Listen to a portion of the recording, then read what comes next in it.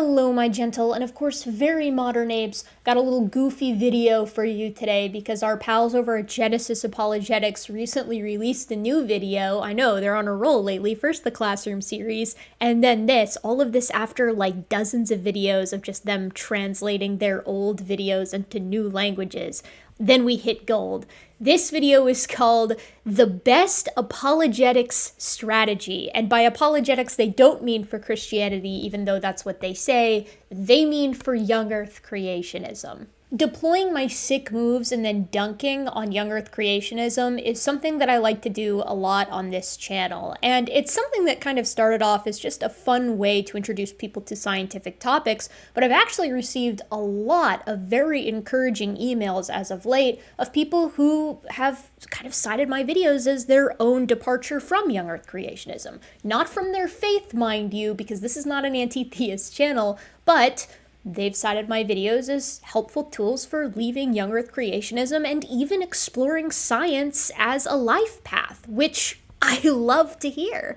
I love science. I get to do science every day when the semester is on and many of the days when the semesters are not on. I think it's the coolest thing ever, and I find a lot of joy in doing science and in talking about science, specifically in my areas of expertise, which are biological anthropology and primatology, but just talking about how the world works in general is awesome to me. So it really does my heart good to know that my videos are helping people explore science for themselves. This is one of the reasons why I have a lot of disdain for young earth creationism. Not the individuals, not young earth creationists, usually, but young earth creationism. I think it's extremely stifling to science, and this is something that I experienced myself growing up in a young earth creationist middle school that had a curriculum all about proving that the earth is very young and that evolution is bad and blah, blah, blah, blah, blah.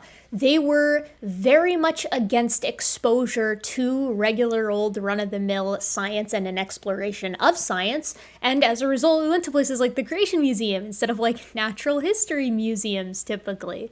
And when we did go to natural history museums, there was like a big fat disclaimer on the entire experience and constant hushed whispers of disapproval as we went through the exhibits that mentioned evolution or dinosaurs living a long time ago or this, that, and the other thing. And all of this was kind of presented with an undertone of, if you explore this and if you perhaps buy into it, you are at serious risk spiritually. And I think that kind of threat is super unethical to present kids with, to be honest. In this way, I think young earth creationism and teaching it to kids acts as super discouraging towards their exploration of the natural world, and it prevents a lot of people who would make really awesome scientists and find a lot of joy in exploring science. It keeps them from ever pursuing it. And so ultimately, this is the reason why I dislike young earth creationism so much and spend so much time debunking it and talking about it, etc., etc., etc., because I was almost the victim of that kind of thinking, and I hate that for other people. I hate that for kids. I'm actually a firm believer that one can have a faith and explore any avenue that science has to offer. This is why theistic evolutionists are so common and why most Christians in the West today do accept evolution. I think that's great. I don't think you need to be irreligious to do good science. I have people in my department of biological anthropology, where we study human evolution, who are religious, and they do awesome work. And I think that's what makes it extra unethical that young earth creationism tends to softly pitch this idea of like, if you accept evolution, you're spiritually bankrupt or something along those lines. It's not outright said, it's usually implied, or in the case of Answers in Genesis, it's kind of like, you're not a bad Christian, but you might be. Anyways, the reason for all this preface is this is pretty relevant for today's video that we're covering. Genesis Apologetics' best apologetics style for young earth creationism. And we're not going to watch the whole video because there's some theology in there, and that's outside of my realm of expertise and interest, generally speaking. But we are going to hit some points here that I think are very interesting. And the reason I say that is because it kind of sets the stage for Genesis Apologetics strategies moving forward. And you'll see what I mean. The reason Genesis Apologetics is kind of important to talk about is that they're like a little bit of an up-and-comer with regard to the young earth creationist organizations and companies. So you've got like the big three, the trifecta. You've got AIG, ICR, and CMI. Those are the big boys, the big daddies of young earth creationism. And then we've got like Genesis Apologetics and some of the smaller branches of those earlier orgs, which are kind of up and coming, at least in the sense of social media and funding documentaries and things of that nature. So I think it's important to know where Genesis Apologetics stands. What are they going to do moving forward? What are they going to focus on moving forward with regard to their everlasting, eternal fight against conventional science? And the answer might surprise you. Is there such thing as an atheist takedown? A question that stumps atheists every time? So naturally, they start off with the dichotomy. There are two groups here, two warring clans, and it's Christians and people who accept evolution.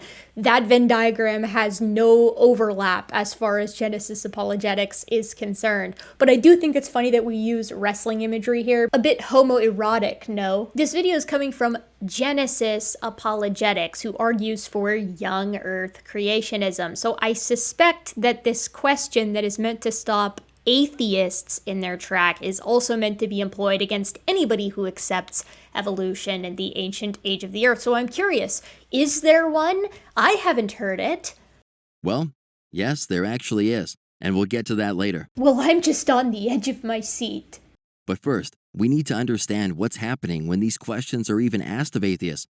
Imagine asking an atheist, if I'm able to answer all your difficult questions, will you become a Christian? Is it just me, or does the narrator sound very text-to-speech? He sounds like an AI bot that is meant to replicate someone else's voice. If I'm able to answer all your difficult questions. I am presupposition bot. Lucy was a knuckle walker. Receive Christ in your heart?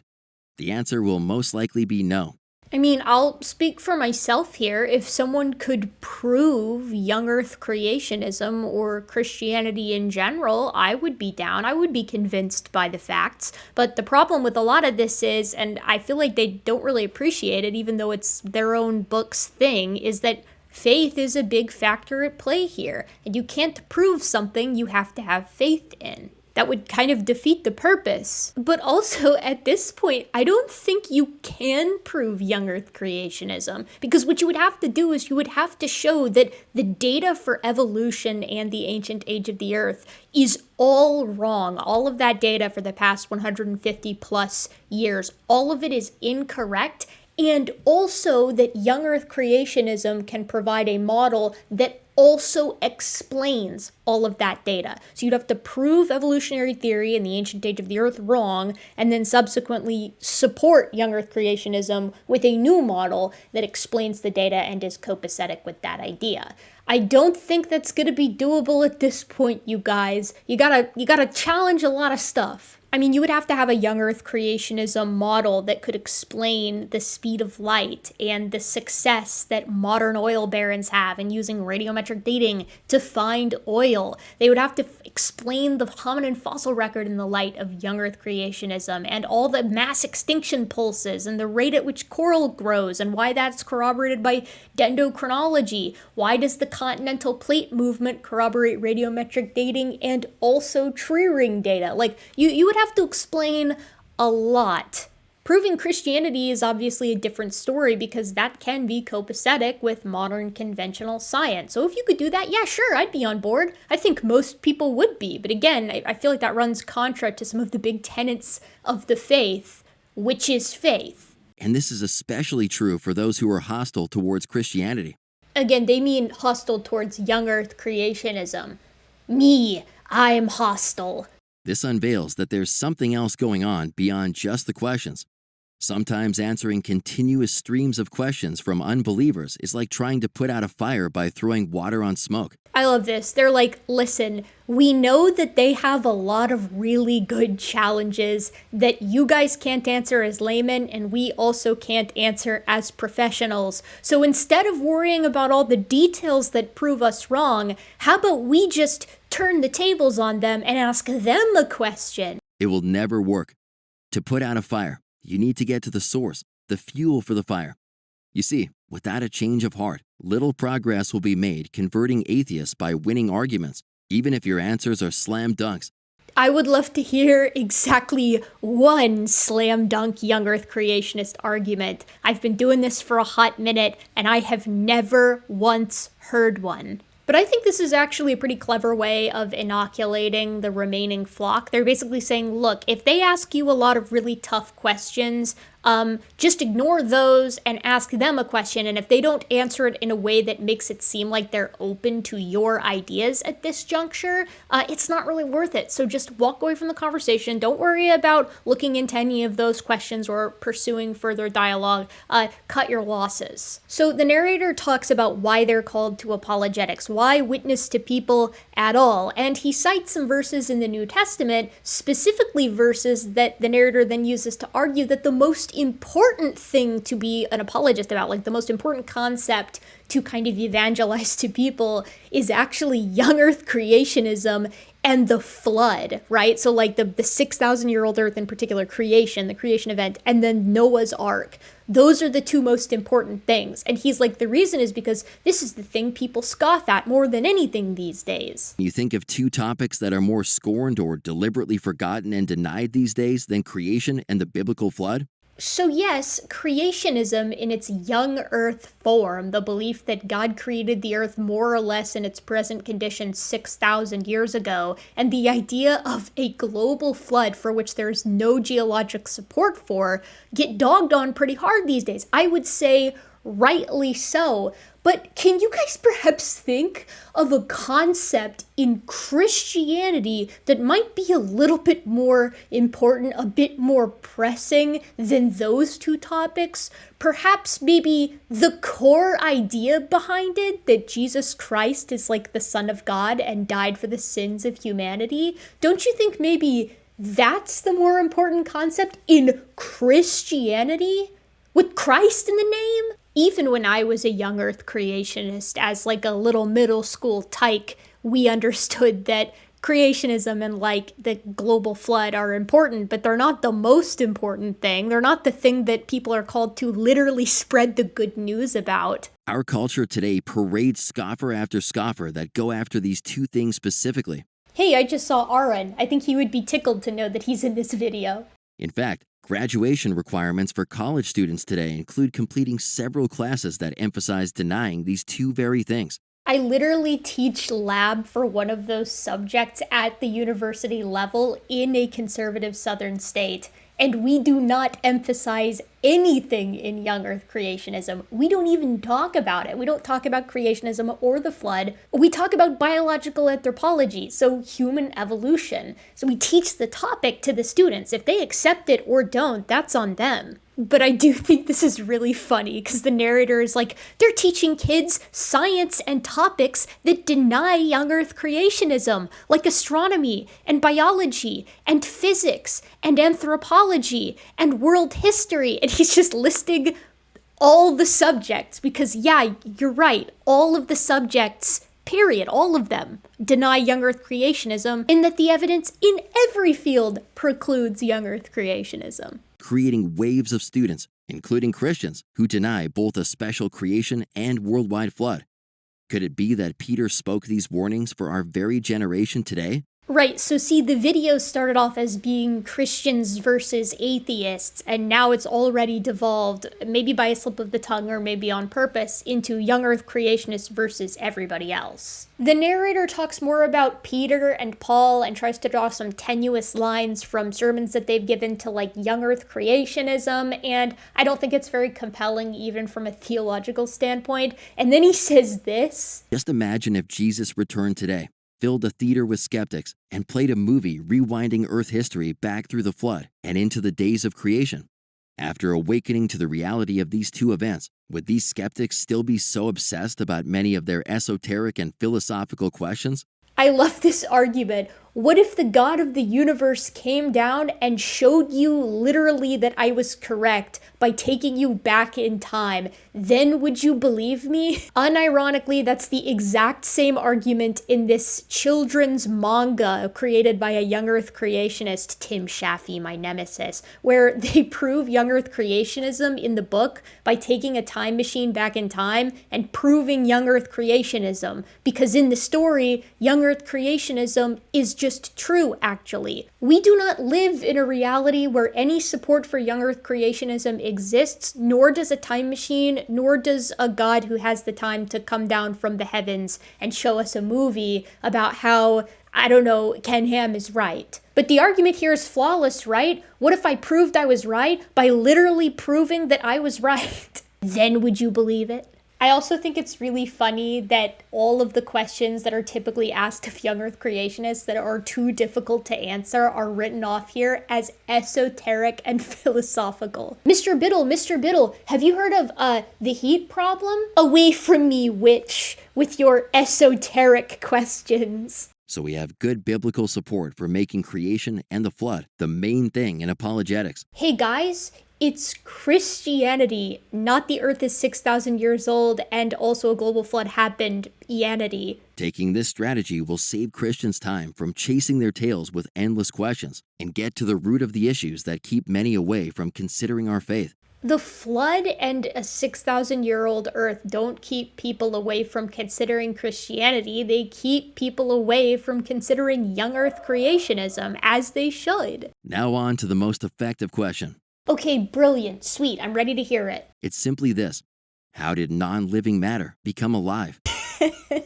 Genius! How clever! We will defeat the evolutionists, the theory of evolution in the ancient age of the earth, by asking about abiogenesis. What a punchline. What a fantastic line of argumentation. This is how you can really tell that they don't have any more gas in the tank with regard to actually tackling evolutionary theory in the ancient age of the earth. They want to narrow down the scope to abiogenesis because that's an unanswered question in science. These things that we have an answer for that definitively goes against young earth creationism, precluding it entirely, we don't want to deal with that. But this thing, the unanswered question that is openly unanswered in science, that has absolutely zero bearing on evolutionary theory or the ancient age of the earth, this is the thing that I want to talk about so much. You guys are telling on yourselves. You're revealing that you don't have anything else to say against evolution or the ancient age of the earth. Busted. A rare self-bust. But again here, I think the point is inoculation, right? Like, the narrator is setting this up. He's like, don't be bogged down by the esoteric and philosophical questions you're usually asked by folks who accept evolution in the ancient age of the earth. Instead, ask them about abiogenesis, an open question in science. And if they don't answer it in a way that you like, shut the whole thing down. Don't worry about it. Just put the thought out of your mind that you might need to answer some of those other questions. Just don't think about it. They're unreachable. God has hardened their hearts. While they claim that so-called science supports evolution, scientists cannot demonstrate today, using observational science, how life even got started. They completely evoke faith for this and rely on historical science to build a tapestry for their belief in evolution. The idea that support for evolution comes from historical science exclusively seems to come from Ken Ham, and I think it's one of his better accomplishments, especially considering how popular it is among young earth creationists today. But it's also just like patently false. The support for evolution comes from the fossil record in part. It also comes from the fact that the fossil record and the geologic column corroborate one another, so I guess that's historical in the sense that you're investigating the past. Of course, this means that modern forensics is also historical science, since you're investigating events you weren't present for, something Ken Ham always forgets. But evolutionary theory is also robustly supported by genetics and the fact that modern organisms form nested hierarchies in their functional and non-functional regions of DNA. Fascinatingly, though, I think the best support for evolution is the fact that genetics, the field, corroborates the fossil record as a field. So the two of them actually corroborate one another. that is huge support for evolution, statistically speaking, but also looking at the minutiae of the support itself is quite compelling. There's a reason why basically everybody accepts it who's in the scientific community, and most people who aren't do as well.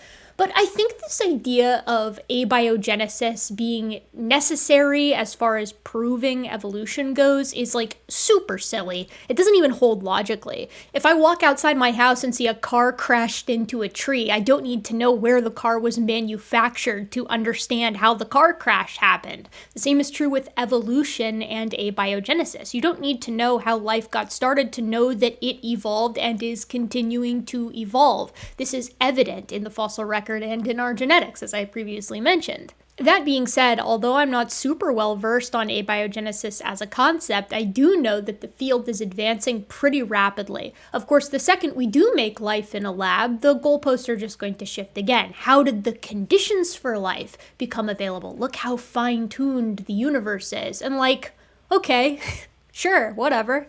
Their position even gets more challenging when they contend that such early life form found something to marry, reproduce itself, and then lead to all varieties of creatures today. No, this is a Kent Hovind quote. Dan Biddle, what are you thinking? Why are you quoting Kent Hovind? This is such a garbage argument. It's such nonsense. It's also a single cell. It doesn't have to find someone to marry. This is just such an absurd clip, right? There's the idea that cells get married, which I guess is supposed to be the stand-in for procreate, have sex, copulate, which they don't want to say, I guess. But also that's not what they do. They typically just reproduce by fission, right? They duplicate. This is single cellular organisms we're talking about here. I just want to see a creationist who's a fan of Genesis apologetics attend an Origin of Life research conference and go ask a question, like in one of the conference halls. I want to see them raise their hand and ask, you guys claim that abiogenesis happened, but how did the first cell find someone to marry? You didn't consider that, you stupid eggheads? And then they get escorted from the hotel premises because they clearly can't be trusted to look after themselves, feed themselves, or house themselves, as evidenced by asking such a silly question. Laying out this challenge to a skeptic clearly shows they are relying on even more faith in Christians.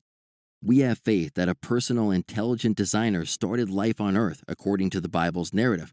They have faith that nothing started everything by chance. So here we're back conflating again the Christian with the young earth creationist. So this is a video that's sometimes for Christians and sometimes for young earth creationists explicitly. There are many theistic evolutionists out there who accept evolution and the ancient age of the earth all the way back to the last universal common ancestor, but believe that God sparked life because life can't form on its own according to them. And that's a position that some people hold. Is this video for them?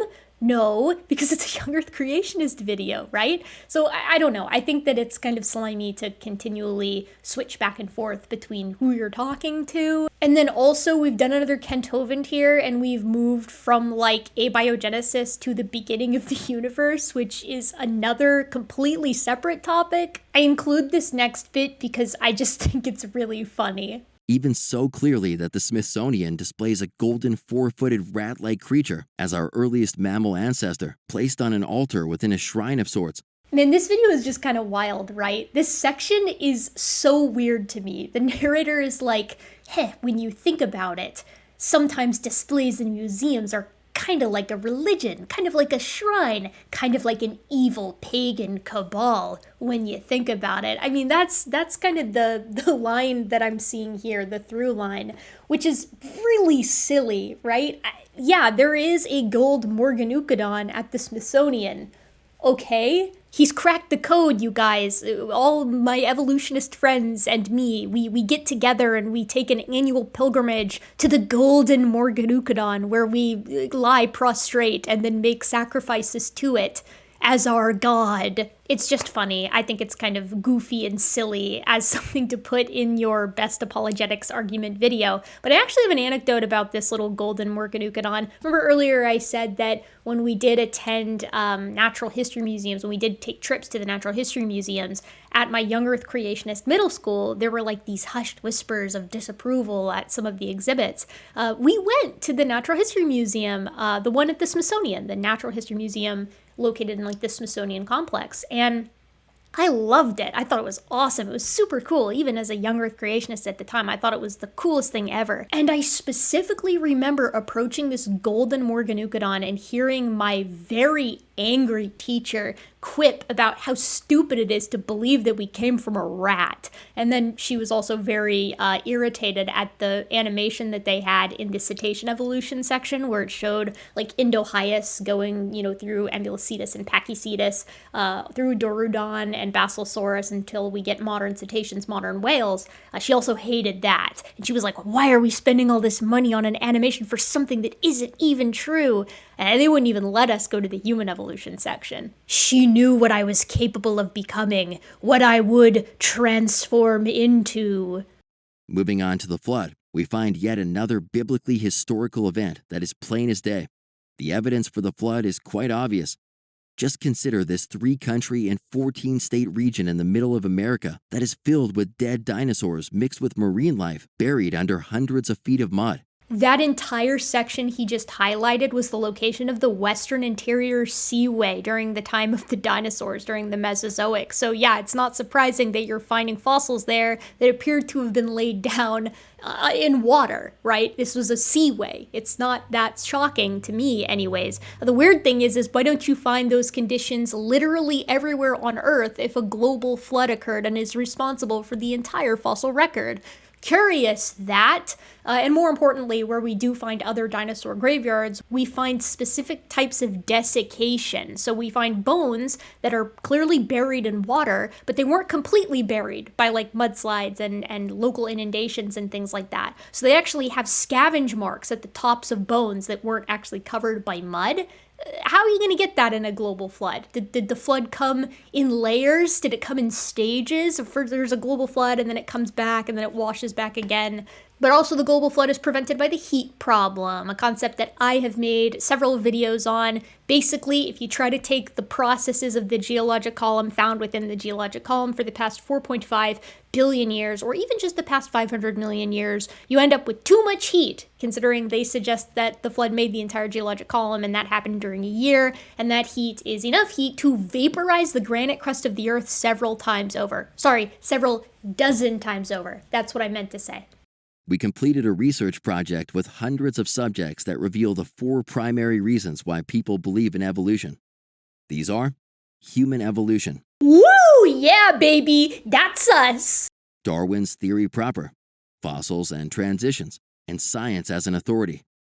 Arming yourself with how to dismantle these 4 topics is a great place to start, and we have resources for each in the description of this video. I've seen your videos, Biddle. You do nothing of the sort. Anyways, you guys, that's pretty much all in the video that I wanted to cover. The rest is kind of just run-of-the-mill evangelizing, and it's not very interesting or funny. The main thing that I kind of took away from this video is that moving forward, a lot of apologetics for young Earth creationism is going to center around moving the goalpost to abiogenesis and trying to sort of home in on that specifically and only talk about that. That's probably smart of them, given they don't really have a good defense for other aspects of the ancient age of the Earth and evolutionary theory and things of that nature. But it's good to know that that's coming down the pipeline, because I'll just be like, cool, heat problem. Anyways, you guys, if you like what I do, please consider supporting me on like Patreon, buy my merch at Redbubble, or if you want to support me in a free way, you can just like, comment, and subscribe. We love to see it. And I do hope to see you in the next one.